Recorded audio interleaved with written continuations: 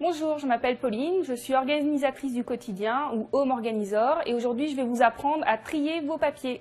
Donc la première étape, qui paraît souvent la plus insurmontable mais qui ne l'est pas du tout, est de regrouper tous les papiers qui traînent, que ce soit dans l'entrée, dans la cuisine, dans le salon ou au bureau. On fait une pile de tous les papiers à trier.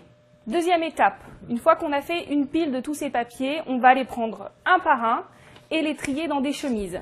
Sur chaque chemise, on indique en gros avec un marqueur le titre de la chemise, c'est-à-dire si c'est des factures, si ça concerne la maison, si ça concerne la voiture, l'appartement, etc. On note bien sur chaque pochette ce dont il s'agit et on classe dedans les dossiers correspondants.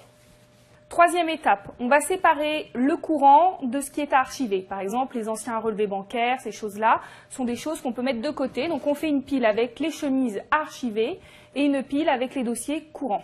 Donc quatrième étape, pour les dossiers que nous avons décidé d'archiver, le plus simple est d'utiliser des boîtes archives de ce type.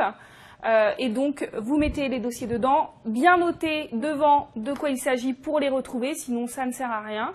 Et puis ça, vous archivez en haut d'un placard, à la cave, au grenier, à un endroit où vous allez peu souvent. Cinquième étape, les dossiers courants. Alors là, tout dépend de votre organisation chez vous. Si vous avez des dossiers suspendus, si vous avez un placard ou des étagères, vous les mettez à proximité pour pouvoir les utiliser au quotidien. Le dernier petit conseil, c'est surtout de ne pas avoir peur de s'y mettre. C'est un peu long, mais ça permet de faire un bon tri dans tout ce que nous avons et c'est pas si difficile. Voilà, vous connaissez la méthode pour trier vos documents administratifs et je vous remercie beaucoup.